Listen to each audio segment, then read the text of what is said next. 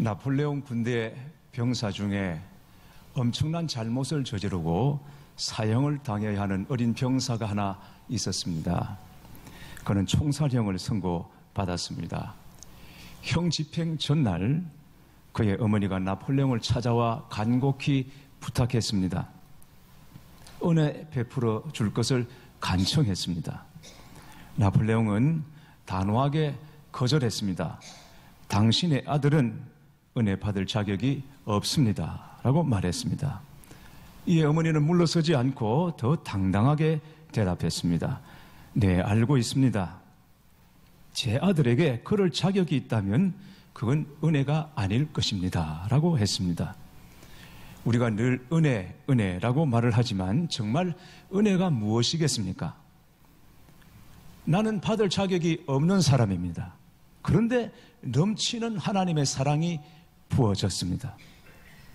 받을 자격이 전혀 없는 사람임에도 불구하고 넘치는 하나님의 사랑이 부어진 것을 은혜라고 말합니다. 그렇다고 하면 예수님을 잘 믿는다고 하는 것은 어쩌면 우리가 좀 더 뻔뻔한 사람이 되어야 하는 것인지도 모릅니다. 분명히 나는 은혜에 합당한 사람이 아닙니다. 죄와 허물로 가득한 인생입니다.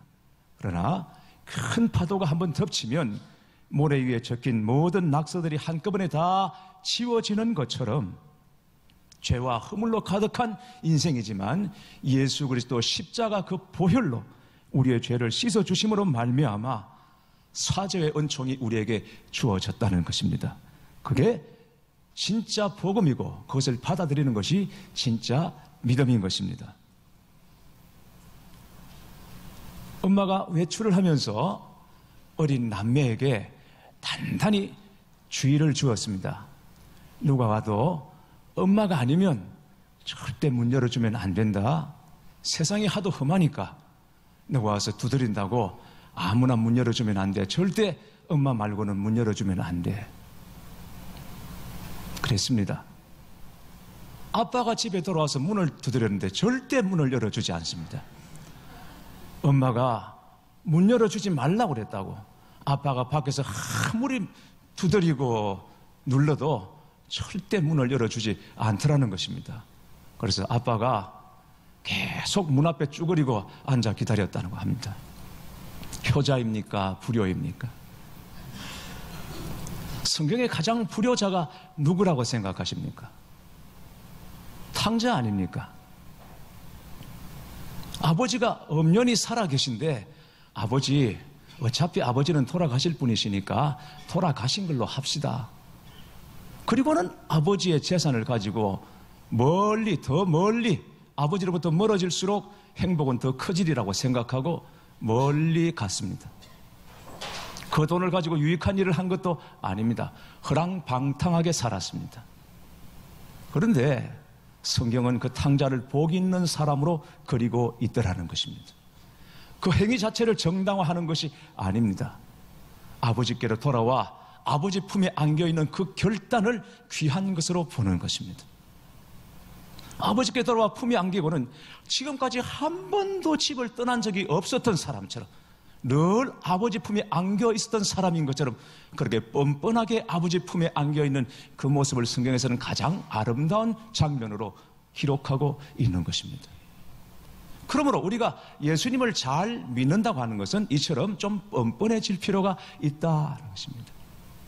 하나님 앞에서 자기 의의를 내세우지 않고 당신은 어디 가도 법 없이 살 수 있는 양심의 사람입니다. 이걸 자랑 삼지 않고 그것 가지고 하나님께 나가는 곳에 우리가 제한을 스스로 두지 않고 은혜에 합당하지 않지만 그러나 모든 은혜가 나를 위해 예비한 것으로 믿고 그냥 받아들이고 안기는 것.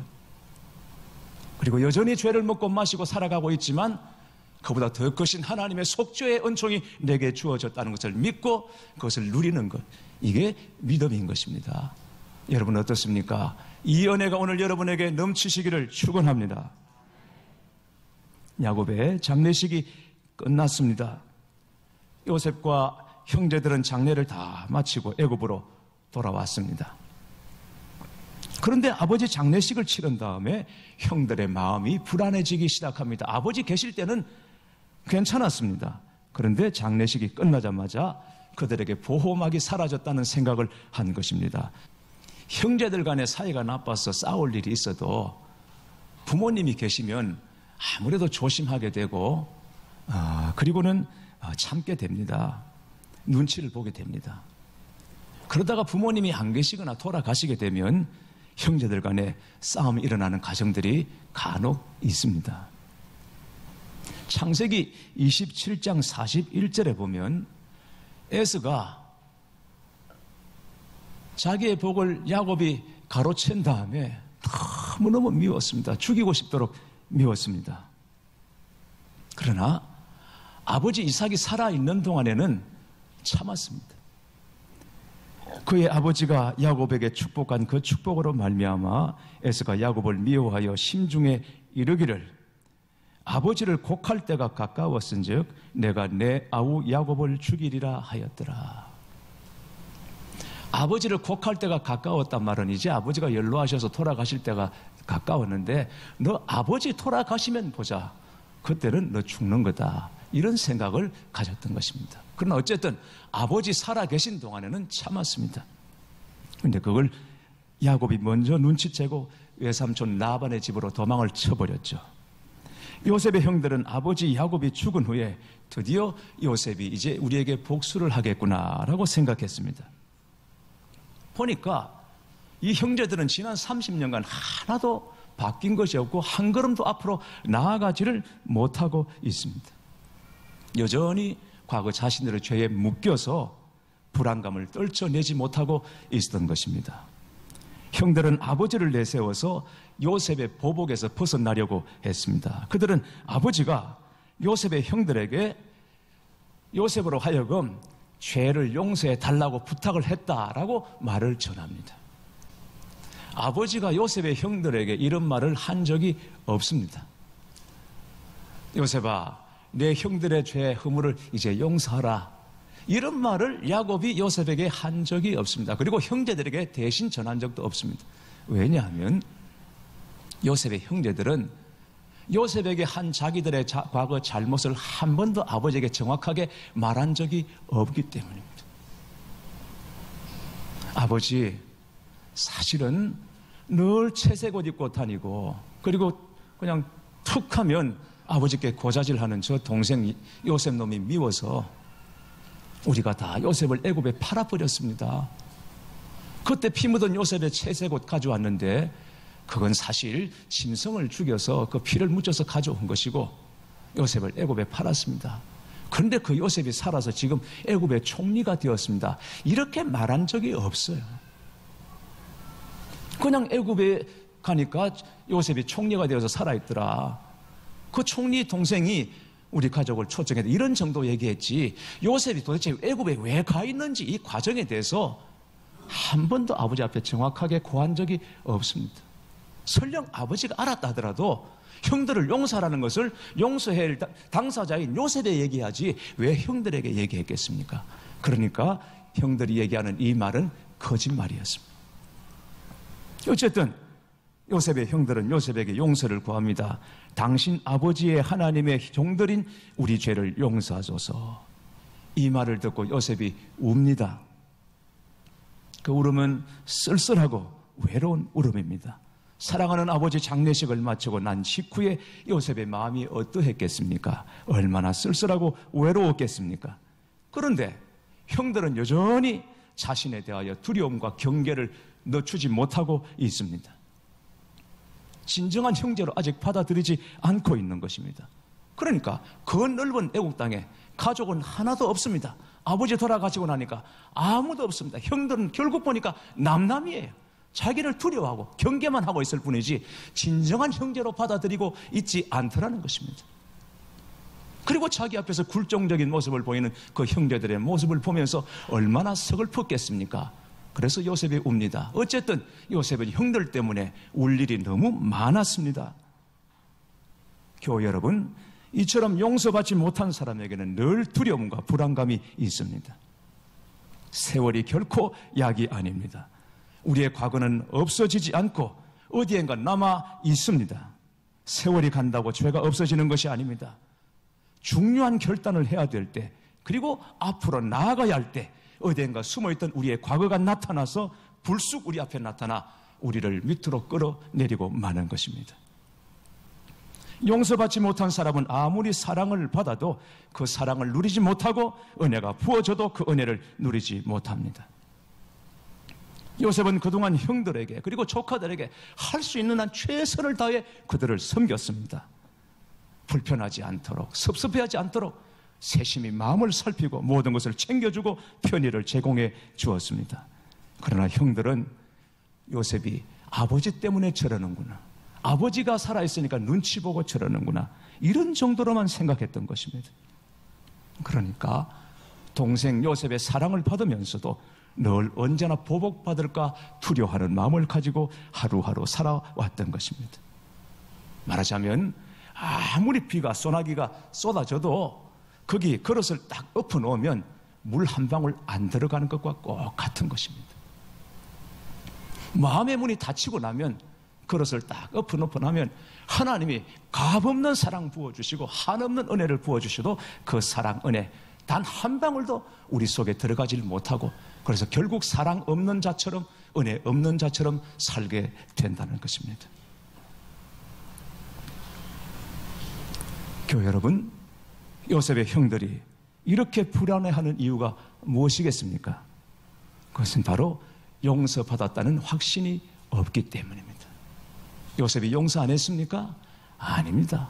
다 용서해 주었습니다. 다 덮어 주었습니다. 그럼에도 불구하고 형들이 용서받았다는 확신을 갖지 못한 이유는 요셉에게 단 한 번도 진심으로 용서를 구한 적이 없기 때문입니다. 지금까지 우리가 창세기 요셉의 이야기, 야곱의 얘기를 쭉 봐왔습니다만 17년 전 애굽에서 형들과 만나고 난 다음 이후로 그저 요셉이 끌어안고 품었을 뿐이지 요셉의 형제들이 과거에 자신들이 저질렀던 그 잘못에 대하여 단 한 번도 요셉에게 진심으로 잘못을 말하고 용서를 구한 적이 없어요. 끌어안고 울 때 그냥 응거주춤 거기에 응했을 뿐이지 진심으로 내 아우야, 내 동생아, 그때 내가 잘못했다, 그때 우리가 잘못했다, 우리를 용서해다오, 그리고 자신들이 힘주어 동생을 끌어안지 못했다는 것입니다. 그랬더니 늘 죄책감과 불안은 여기 사로잡혀 살아가고 있는 것입니다. 여러분은 하나님 앞에 회개하며 사십니까? 인생이 근본적으로 불안한 이유가 무엇이겠습니까? 진정한 회개 없이 죄를 감추고 묻어두고 있기 때문이 아니겠습니까? 요한일서 1장 9절에 만일 우리가 우리 죄를 자백하면 그는 미쁘시고 의로우사 우리 죄를 사하시며 우리를 모든 불의에서 깨끗하게 하실 것이요 라고 속죄의 복음을 우리에게 말씀해 주고 있습니다.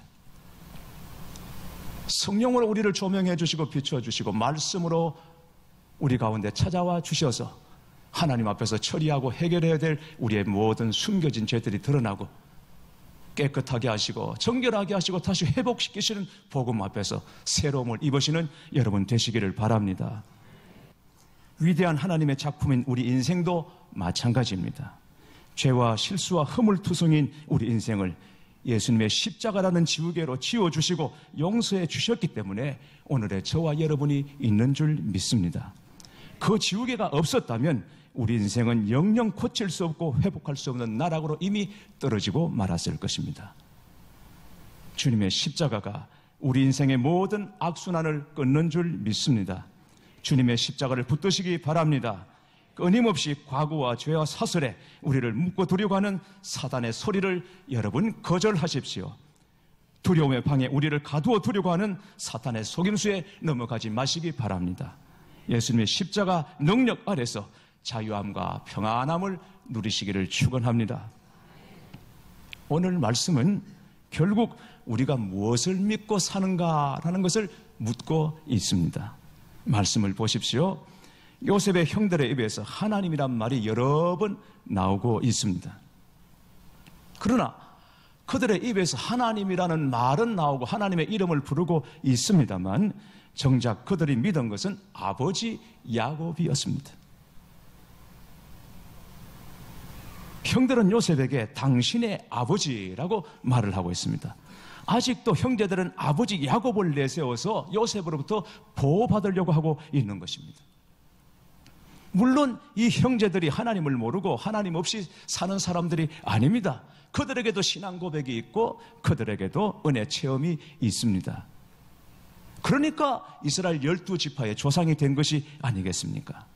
그러나 참으로 중요한 인생의 문제 앞에서 그들은 하나님을 바라보는 것이 아니라 아버지 야곱을 바라보았습니다.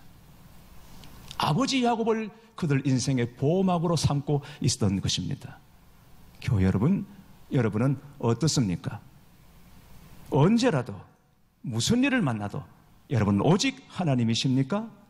그렇게 되시기를 바랍니다. 요셉의 말을 들어보십시오. 19절입니다. 요셉이 그들에게 이르되 두려워하지 마소서. 내가 하나님을 대신하리이까. 내가 하나님을 대신하리이까. 누구도 하나님을 대신할 수 없다. 아버지 야곱도 하나님을 대신할 수 없는 것처럼 요셉 자신도 하나님을 대신할 수 없기에 형들의 죄에 대하여 내가 용서하니 많이 할 것이 없다라는 것입니다. 형들의 죄에 대하여, 과거에 대하여 나는 판단할 권한이 없다. 그건 하나님이 하시는 것인데 내가 어찌 하나님을 대신하겠습니까? 하나님은 오직 한 분 하나님밖에 안 계시다는 것입니다. 요셉은 이전에 형들 앞에서 자신의 정체를 밝히면서 했던 말을 다시 한번 더 반복하면서 자신의 믿음과 하나님의 섭리를 고백하고 있습니다. 한마디로 말하면 뭡니까? 요셉이 뭐를 말하려고 하는 것입니까? 요셉의 말의 요지는 하나님이 하셨습니다라는 얘기입니다. 물론 형들이 나를 팔아서 내가 고생을 많이 했지만, 그러나 그것 때문에 결국은 내가 애굽의 총리가 되었고 많은 사람을 살리지 않았느냐. 형들은 나를 팔았다고 여전히 지금까지 30년이 지난 지금까지 죄책감에 사로잡혀 있고 불안해하고 있지만, 형들이 한 것은 맞지만 그러나 그걸 형들이 했다고 말할 수 없는 것이 하나님이 하신 것이다. 하나님이 나를 애굽에 오게 하셨고 고생 겪게 하셨고, 그러나 그 고생 끝에 총리가 되어서 근동의 사람들을 살리게 하지 않았느냐. 다 하나님이 하셨다라고 말하고 있습니다. 그러니 하나님이 하신 일에 대하여 내가 어찌 왈가왈부하겠느냐라고 말하고 있는 것입니다. 교회 여러분, 우리가 살아가다 보면 종종 이해할 수 없는 하나님의 일을 만나게 됩니다. 하나님이 정말 살아계신가? 하나님이 나를 사랑하시는가? 살아계시다면 하나님은 어디 계시며 어디서 일하시는가? 이런 의구심이 들 때가 너무너무 많습니다. 그러나 그 어떤 때라도 우리가 꼭 붙잡아야 할 믿음은 오직 하나, 하나님은 언제나 역사의 주인이시다 하는 것입니다. 그리고 하나님의 섭리 가운데 때로 하나님은 악을 허용하시기도 하시지만, 그러나 그 악에게 지지 않고 오히려 그 모든 상황을 바꾸어 선이 되게 하신다라는 이 하나님의 선하심을 여러분 믿으시기를 축원합니다. 그렇지 않습니까? 우리 삶에도 악이 허용될 때가 있고, 우리 신앙생활에도 교회 안에도 악이 허용될 때가 있지 않습니까? 하나님이 계시지 않아서 그렇습니까? 하나님 분명히 살아계시고 그 상황을 지켜보고 계시고 결국은 그 악에게 지지 않고 선으로 이기게 하시는, 우리 개인도 마찬가지고 우리 공동체도 마찬가지고 다 그렇다고 하는 것입니다. 그런데 내가 어찌 하나님을 왈가왈부하겠습니까? 요셉의 고백인 것입니다.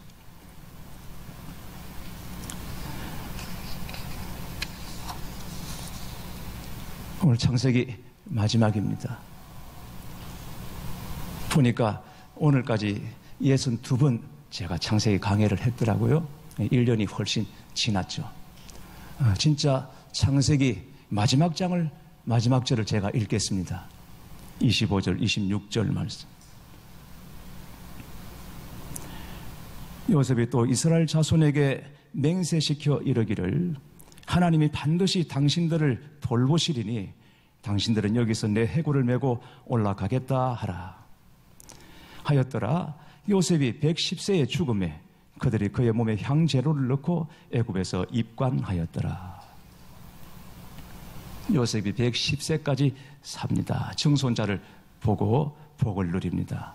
17살에 히브리 소년이 애굽의 노예로 끌려왔다가 가장 고생하다가 30살에 애굽의 총리가 되고 80년을 살다가 110세에 하나님의 부르심을 받습니다. 요셉은 죽기 전에 자신의 유고를 가나안 땅으로 가져가 달라고 남아있는 자들에게 유언으로 남깁니다.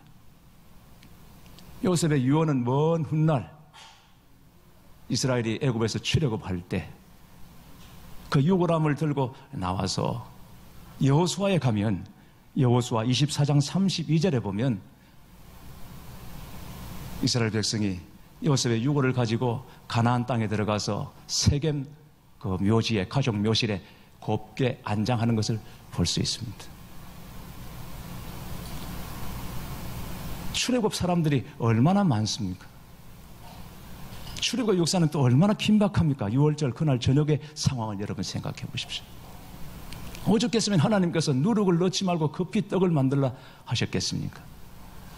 급하게 챙겨서 나오는 그때에 이스라엘 백성들은 요셉의 유언을 생각하고 유골은 꼭 챙깁니다. 광야에서 출애굽 1세들은 다 죽었습니다. 광야가 그들의 무덤이었습니다. 네?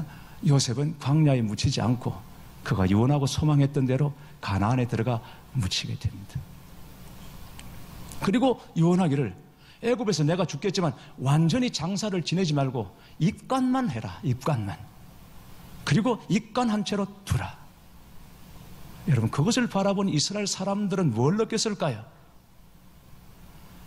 무덤에 안장하지 않고 입간 한 채로만 둔 요셉의 유골을 보면서 아, 우리가 여기서 영원히 살 것이 아니구나. 우리는 가나안으로 가야 하는구나. 이 요셉의 유골과 함께 우리는 가나안으로 가야 하는구나 하는 생각을 갖지 않았겠습니까? 애굽이 좋다 해도 애굽이 전부가 아니고 거기가 모든 것이 아니라는 것을 요셉의 유골을 바라본 이스라엘 후손들은 늘 생각하고 또 생각했을 것입니다. 교회 여러분, 요셉이 고비고비마다 무슨 기도를 했겠어요? 어린 소년이니까 아버지가 그리웠을 테고 아버지에게 돌아가기를 기도하지 않았겠습니까? 그러나 그럴수록 요셉의 상황은 아버지와 점점 멀어집니다. 생각지도 않았던 노예가 되었고 억울한 누명을 쓰고 옥살이를 했고 점점 자기가 바라는 것과는 정반대의 일들이 벌어집니다. 자꾸만 멀어집니다. 그럼에도 불구하고 요셉은 무너지지 않았습니다.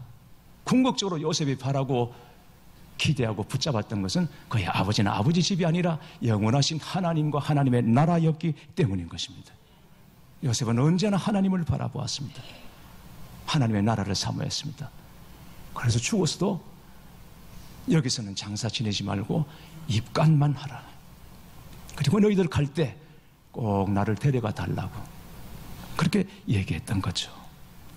요셉의 위대한 점은 애굽의 총리가 되어서 기근에 허덕이는 근동 사람들을 먹여 살렸다.